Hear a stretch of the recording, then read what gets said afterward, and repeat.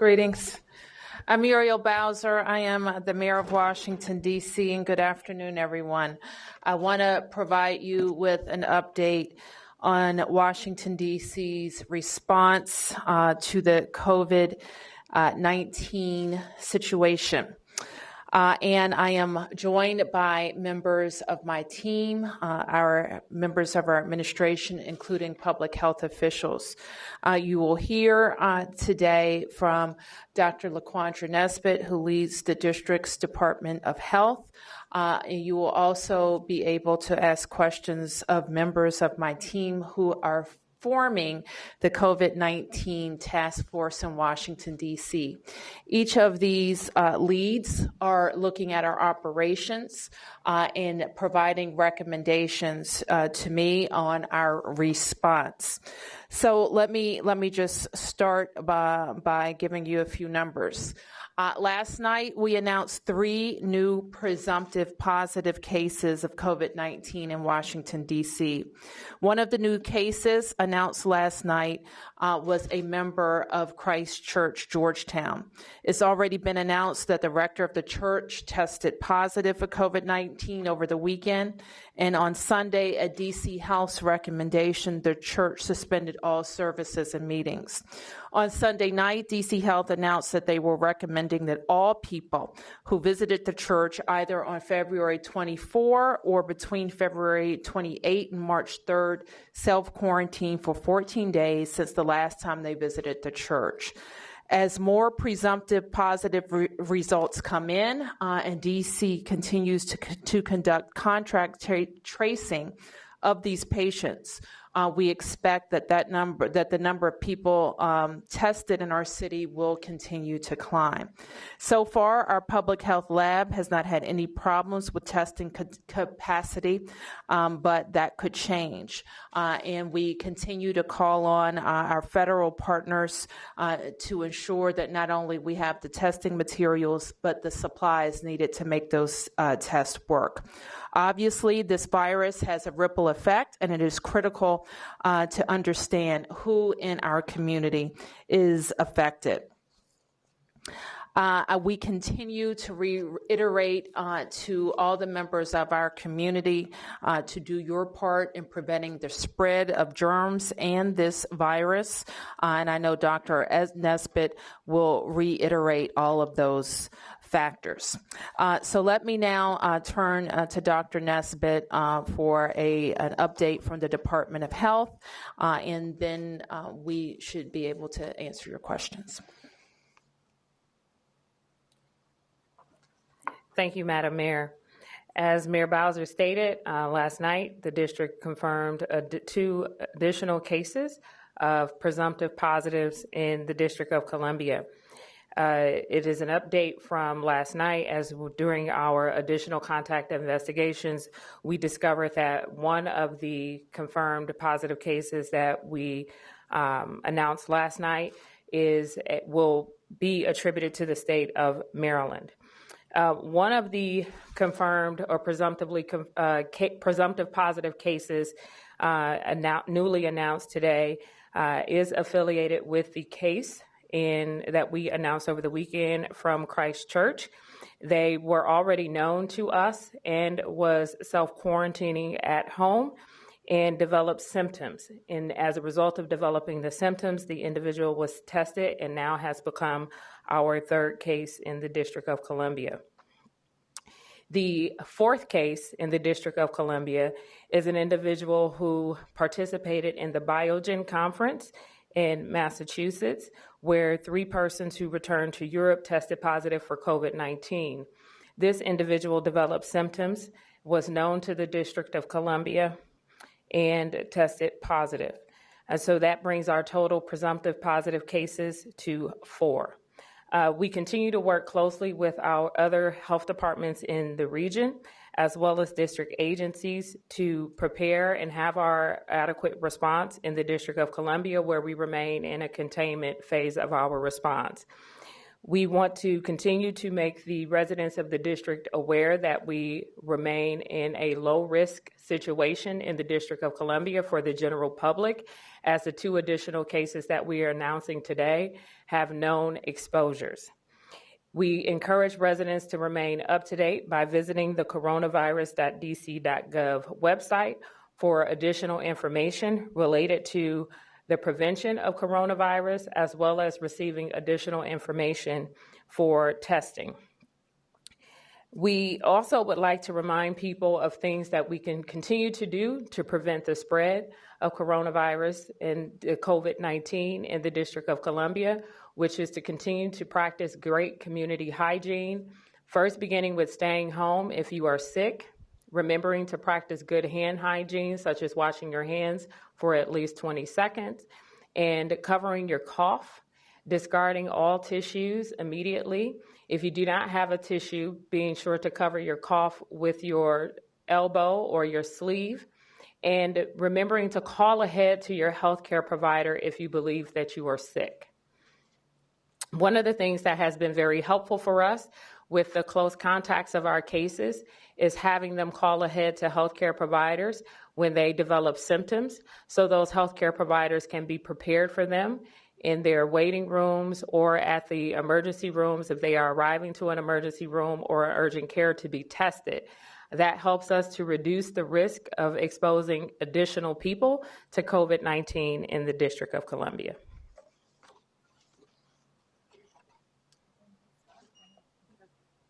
Questions? Mark? Mayor Bowser, can I just clarify, because Dr. Nesbitt said 4 cases, but 5 is the number for D.C., is that correct? Because it is 4. So last night, just to be clear, we reported that we had 3 new cases in addition to the 2 that we already reported. One of those 3 is actually a Maryland case. So we have adjusted the numbers that we have reported. I thought the CDC was putting it, so that has changed the way you're tracking that, because up till just now, the CDC was attributing that to D.C., and we were at 5. I'm sure what the it is you're referring to, but we have 2 cases that I mentioned in our last press conference, one in a Maryland hospital. That is a DC case, so that's the 2. We reported 3 last night. Of those 3, one of those is actually a Maryland case. So it is not 3, but 2 new cases. Yes? The Loudoun County case that was discovered today that had a connection to Christ Church, that's considered a Virginia case, is that As correct? I understand it, and I'm going to ask Dr. Nesbitt to confirm, but the cases follow the state of residence, it follows the state of residence. And so I'll ask Dr. Nesbitt to speak to anything we know as of yet about that we've heard from the Commonwealth about additional cases. Yes, the mayor is correct in that the cases follow the state of residence. It is not necessary that it follows the state of where the health care is being received or the state of laboratory testing. So the 79-year-old man, is that a Maryland resident? Is that why it's been reclassified as Maryland? There may be lots of 79-year-old people that you are referring to. Okay. Last night there was a 79-year-old man reported. There was a 77-year-old from Biogen, and I don't remember the third one, but the 79-year-old one, is that the one that was reclassified to Maryland? Correct. And because that person's a Maryland resident? Their place of residence or where they are staying while they are in the region is Maryland. And with Reverend Cole, have you been able to figure out where he might have contracted this virus? Do you suspect that it was in Louisville, Kentucky, where there was the Episcopal Conference? Our contact investigation is still ongoing to identify a known exposure. Can you clarify, why are we calling them presumptive cases and not confirmed coronavirus cases? Thank you for the question. Since we began testing in the District of Columbia through the Department of Forensic Services Public Health Laboratory, all presumptive positive cases still must be sent to the CDC for confirmation.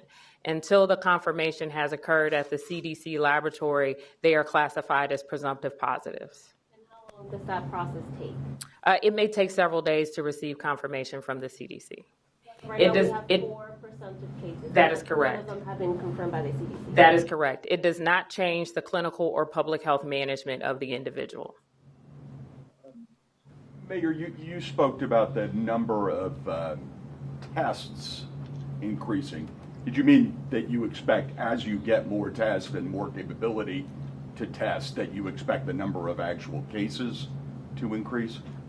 Likely. Want to add anything, Dr. Smith? So there are two approaches to that question. We have a case definition for persons under investigation, which follows very closely the travel history of individuals. So whether or not they have signs and symptoms and have a history of travel to a level 2 or level 3 country that has a level 2 or level 3 travel advisor according to the CDC, or a community that has sustained community transmission, which gives us some latitude to look at domestic travel in the United States.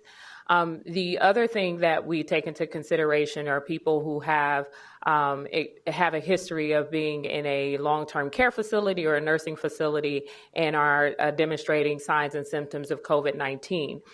We also look at testing individuals who have respiratory failure or severe respiratory disease and signs and symptoms of COVID-19 where there is no other diagnosis to date. And so our criteria is quite expansive in terms of persons under investigation. We test people who have a known exposure to a laboratory confirmed case of COVID-19 and are demonstrating signs and symptoms. So those are the major criteria that we are using now for testing individuals. As tests have become more widely available in the U.S., including through commercial laboratories, it is anticipated that more people may be tested in the District of Columbia based on a clinician's judgment and clinical suspicion for that individual. It may not adhere necessarily to those priority groups because the clinician may choose to use the commercial laboratories and not necessarily test through the district's public health laboratory. So there's a number of factors that may lead to more individuals being tested. It does not necessarily indicate that we may have more positive tests in the District of Columbia. That is a function of exposure and travel history at this point. Are we seeing any economic impact? We know we had 2 canceled meetings with SAS and the IMF. How is that impacting the hotel industry? Are any plans in place to help out workers who may be suffering? Well, we are certainly evaluating all the impacts to the district, and part of the charge of the people who are with me, we just finished one of our meetings where we're reporting out on different impacts that we're seeing. So we know of 2 known cancellations, and we expect that there could be more. And we will keep you up to date on the recommendations that my team is making to me about continued operations in the district. And we know that there is a piece of legislation moving through the Congress, and we think it's very important that our federal officials are looking to states and localities to see how the federal government can help. We know already that major industries are taking some hits with the cruise industry, the hotel industry, airline industry, and we don't want the federal government to forget about the little guys and gals that are having businesses that are impacted, or the hourly workers who, if they have to stay home sick or if they have to self-isolate, that they will get paid, and that's hugely important. So that is our message. Certainly, there are things that we're looking to make sure that we can make easier for folks in the city, and I'll look forward to talking about that at a future date. But we know that the federal government has a large role. So this piece of legislation that's moving, we hope the Democrats and the Republicans can just be Americans on this issue and make sure that that relief is not only helping the big guys, but helping the little guys too. Said you have several hundred people it's been recommended self-quarantine because of the situation at Christ Church. As things go forward, at what point do you think you look at maybe postponing or canceling the Cherry Blossom Festival? Well, we have a number of festivals and outdoor events that are happening in the district. Some happened last weekend. We have others that are scheduled throughout the coming days. And I'm going to take recommendations from our Department of Health on what is going to keep the district safe. And that review is ongoing. Any update? I know you had said, I believe it was on Saturday, you don't have the need to declare a state of emergency. Could that change? That could change. And as we are kind of making sure that we have all of the administrative power that we need to do the things that we need in the case of that this issue goes on longer and longer, there may be some administrative changes that I would need to make in a state of emergency would facilitate that. So, I know the people who have tested positive are obviously in the thoughts and prayers of a lot of people here in D.C., and I know their privacy concerns, but are you able to give us any update on how these folks are doing? I am not. And while a number of people have self-identified, it's not the practice of our government to identify anybody specifically. Yes. They're under quarantine or at home? I can say that they're on quarantine or at home. Anything more than we can say? I think when we last reported on the first two patients, they were each hospitalized, and I think that's still the case. Yes, sir. American University has made the decision to do online classes for 3 weeks when spring break ends. There's a lot of universities and institutes of higher education in D.C. Is the city government, D.C. government, are these decisions happening in consultation? We do have one of our working groups led by Deputy Mayor Kine is in touch with all of our institutions of education, higher education, K through 12 charters, and our independent schools and our daycare providers. And so we are in consultation with all of them, and I of course make the decisions for the DC government agencies, and we're providing support and the ability for them to consult with our Department of Health. Are they making recommendations one way or the other? We have not at this stage. Can you confirm how many schools have been closed as of today, whether it's for deep cleaning or because of precaution? I think there were a couple yesterday that were going to be closed today, but have there been more? I directed the closure of one school, the School Without Walls, for Monday. The children and staff returned to school today. I think there were 4 charter campuses affected by a decision that we did not recommend to also close for a cleaning. So, Mayor Bowser, about the charter schools independently making these decisions to close, and you just said that you did not recommend. Would you recommend against that? Would you tell them not to do that? Would you like to have the say in that and just have a coordinated voice for all schools, public and public charter schools? Well, as you said, as this gentleman just asked, we not only have our publicly funded schools at DCPS and public charter schools, we have independent schools, we have institutions of higher learning. And so for the most part, we want to make sure that they all have available to them our best thinking that is driven by the science and what's best for the district. We conducted a call with our public charter schools and DCPS Monday evening where is that right, Paul? Monday evening, where our leaders could ask questions and get to the right information. So we will continue to do that. I do want to have done, because I want you to understand why we kind of landed there. And I want to have Dr. Nesbitt talk about contacts, because we've gotten some questions from school communities who may have had a child at the Christ Church, for example. And parents want to know, what does that mean for their child who may also attend that school? And that could be a DCPS school, that could be a school in Maryland or Virginia, because children attend that church. So I want Dr. Nesbitt to explain the advice that the Department of Health has provided, the recommendation for self-quarantine for those who attended services that on those days. Thank you, Madam Mayor. So we have a scientifically driven process to be able to ascertain if people are at low, medium, or high risk for contracting coronavirus, the virus that leads to COVID-19. And based on that risk assessment in terms of people's contact with the case, we make recommendations for their need to have movement restrictions, which are then often referred to as self-quarantine or self-isolation if the individual is showing signs or symptoms of COVID-19. This process is informed by what we know about the spread of the virus, and also takes into consideration the level of contact that that individual had with the case.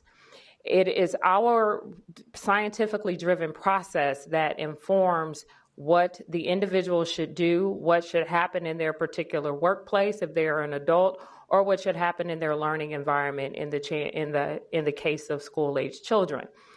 What we have made recommendations for individuals who are currently known to us is that they self-quarantine for what is called their incubation period. For COVID-19, that incubation period is 14 days. So we know that there are a number of individuals in our community, as well as throughout the region, who have recommendations to self-quarantine for 14 days. If those individuals develop symptoms, they are to notify their local health department and receive further instruction. That further instruction requires them to immediately self-isolate, receive direction from us in terms of how to get to their healthcare provider for testing, and then they continue to remain in self-isolation until test results are known. For individuals who are often raising questions in terms of, I am a contact to a case, there is no recommendation for movement restrictions for that population, and there is no recommendation for any activities to happen for the places where those contacts of contacts are.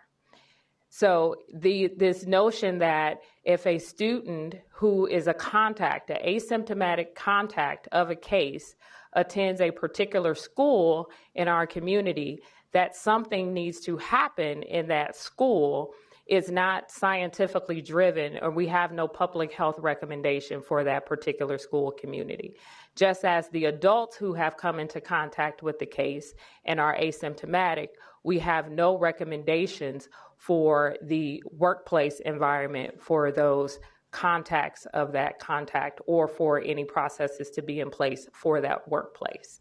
Dr. Nesbitt, it sounds like your focus then is on what kind of contact the presumptive cases had, and where they were going and where they may have exposed people, but not so much where people exposed to those presumptive cases were going. The asymptomatic contacts of a case have movement restrictions and are self-monitoring for the development of symptoms. If they become symptomatic, then we test them, and based on their test results, if they become a presumptive positive, then we initiate a case investigation for them. There is nothing to be done while they are an asymptomatic contact to a case. We don't want to frighten people, but how people really need to take it seriously, especially going forward. Like we had the report, I believe, from the Washington Post about the one gentleman who, even though it was recommended that he self-quarantine, was out playing golf or something like that. A message to people when they get that recommendation that this was, well, in your words, I don't know what you would say to that.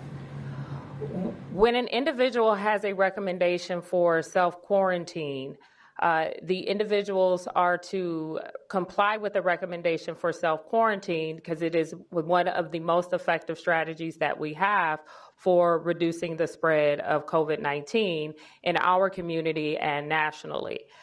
The individual is to self-monitor themselves for symptoms. The common symptoms that we see are fever, cough, and shortness of breath. Immediately upon identifying those symptoms, they are to self-isolate, which is to, again, remain under those conditions that they were in and to notify a healthcare provider so that testing can be facilitated to determine if they have actually developed COVID-19. Dr. Fauci said over the weekend that if you were 60 or over, that it's probably a good idea not to go to any large gatherings, not to go out to the movies, definitely don't get on cruise ships, don't get on planes. Is that something that you would subscribe to? Could you tell us what your recommendations are for that demographic? For residents in our community, we still have a low risk to members of the general public. What is important for people over the age of 60 to understand and be aware of is that they will have, are more likely to have a more severe form of illness if they become infected with coronavirus, the virus that causes the disease COVID-19. And so the recommendations that are provided is that having a more judicious decision-making process about the types of environments that they put themselves in where the risk of contracting the virus could be higher should be a part of their decision-making. In the District of Columbia, we have not yet had a situation where we have sustained community transmission. And so we are constantly monitoring our community to ascertain whether or not that situation changes. So we have not made recommendations to individuals over 60 that they make significant changes to their daily habits or their daily practices. Again, this is an evolving situation, and we may make those recommendations. It is my recommendation, however, that DC residents in general assess their travel plans as it relates to cruise ships and things of that nature where quarantine is not feasible, such that if you were to find yourself in a situation, a travel situation for 3, 5, 7 days, your likelihood of being able to be in an environment where if a sick passenger were on a cruise ship, you could be successfully quarantined or isolated from that individual or sick passengers. Mayor Bowser, at your last press conference, you mentioned a quarantine facility. Can you tell us about that, where it would be located, what part of the city, how many people it's prepared to house? I can tell you that we would be prepared to house up to 50 people, and we will not discuss the location. Can you talk to that question I asked as well? I should have asked you, just your message as mayor to people who are told, recommended self-quarantine, how important that is? Well, I really can't say it better than Dr. Nesbitt, and I want to be clear about something. When orders like that come, they come from medical officials, and that order for self-quarantine is a directive from the DC Department of Health. In terms of travel plans, recently Amtrak just canceled nonstop trips from New York to DC due to reduced demand. We also saw some shorter lines and security lines at Reagan Airport yesterday. Are you seeing any impact on the district due to some of the travel plans being changed? I'm sure that we will. I don't know that I have a real complete assessment to answer that question properly, but I've seen the reports like you have that a number of the airlines are also limiting some flights just because the demand is so low. So I think that would naturally flow, I think, also to Amtrak. We will try to ascertain through, we also have a finance committee of this working group, all of the impacts, and we can see not always immediate, and sometimes there's a lag, impacts on sales tax or rooms, room occupancy and the like. And at some point, we will be able to report that. Dr. Nesbitt? Can you expand on the steps that DC Health is taking to identify potential exposures from the 4 presumptive positive cases? And do you have any electronic measures that you're using to track people's whereabouts? So we, the contact investigation process is quite detailed. I believe I've articulated it prior. When an individual is identified as a presumptive positive, we go through a very detailed interview process that begins with their activities when they first began to exhibit symptoms, and we go a few days prior to be able to identify exactly where they were and understanding more about their travel history, including international and domestic travel, to be able to identify a known exposure.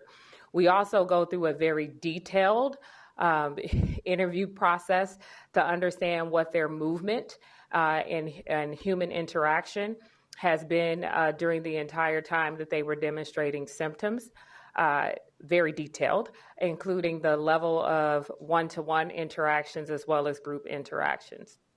So after you do that questionnaire with the patient, do you then reach out and do interviews with people who had one-to-one interactions with them or organizers of events where that person goes? To the extent possible and practicable, we contact any contacts that they know of and where contact information is available.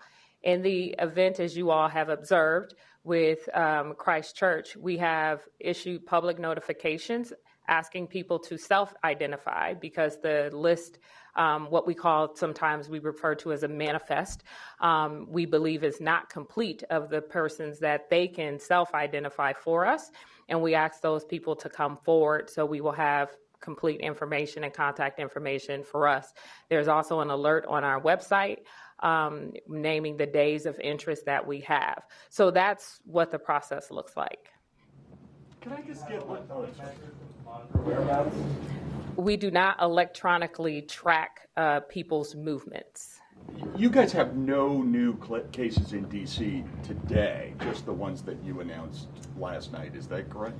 Our plan is just to give you if we have new cases, we will we plan to issue releases each evening, and that will have the up-to-date information. We ballpark time. After 6. Is it any more complicated for your office to order the closure of a charter school versus DCPS, or basically the same? It's not the same, but I don't think it will be a problem. Are there extra steps, though? Yes, there will be extra steps. As you know, in Washington, D.C., our traditional public school system is directed by the mayor. I hire the chancellor, and the city council has oversight over D.C. public schools. So it's mayoral control and council oversight of our public school system. We also have independent LEAs, local education agencies, also known as our public charter schools. DCPS is its own LEA, and then we have many more LEAs that are charter schools. They have boards, and the boards hire all of the leadership at those locations. Our expectation, however, they're publicly funded schools. The children are our children, is that we act in concert with each other based on the best science, and so we will continue to follow that cooperative model, unless I think I need to do something different. Mayor Bowser, Governor Hogan today announced restrictions on nursing homes in regards to visitors and employees doing international travel. Are you looking at something similar for? Well, we do. One of our committees is focused in particular on vulnerable populations, and we have a number of them. The job of local government oftentimes is to help the most vulnerable of our residents. And so that committee is considering a number of things. We operate a jail, for example. We support homeless services and shelter. We serve seniors in various settings, including where they live, but also in in congregate settings for lunch and breakfast on different occasions. And those are, we have a hospital at St. Elizabeth's. We also support a hospital at the United Medical Center. So those are a lot of our vulnerable populations. So obviously we want to keep those residents safe, but they're also supported by staff that we need to be healthy and able to serve them. And oftentimes visitation is a concern. So we are looking at those policies for all of our folks. Our employees can expect an advisory probably tomorrow that outlines a lot of the questions that we've gotten over the last week, including how we will administer leave, travel, and the like. And we will address that with them directly. And Mayor Bowser, one last question for me. Some of these companies are saying that, items sell out, like hand sanitizer. Some Safeways don't have them. Any plans, I don't know if you have control of this, but to limit the amount of items people can purchase from certain stores? Well, it would be something that I don't think has been done in the district in terms of rationing, and a public emergency, if I declare it, would give me that power. Yes. You mentioned public emergency as one of the reasons that you might take that step in the future is to give you the authority to limit price gouging. Have there been any signs of? I don't think that we have a comprehensive kind of view of that yet, but I would like to alert our residents if they are seeing that to report it to us. I think the appropriate place to report it would be DCRA, but I'm going to ask my team to get that out also. So if we see any signs of price gouging, we could address it immediately. The federal government has been taking steps preparing for, telework, telecommuting. Is the D.C. government preparing in the event that may be recommended? We would. Part of our human resources work will be around making sure that if we had to limit people from coming in, that we would have an orderly way to do it. I do want to remind everybody, however, that we provide direct services. So that it's always going to be our posture to make sure that we can serve D.C. residents. So whether it's in person or remotely, we want to be able to serve D.C. residents. Likewise, Chancellor Farabee, who's also here, is preparing his team in the event that our learners in our schools need to have distant learning. And he's making some recommendations to me about what he needs to make sure that DCPS is prepared to do that. Can you expand on how DC Health is working with local hospitals on testing? Because we've heard some conflicting things about whether hospitals are working with DC Health or with CDC. Thank you. So our local hospitals work directly with the DC Department of Health for testing, and they consult directly with us. All right. Thank you, everyone.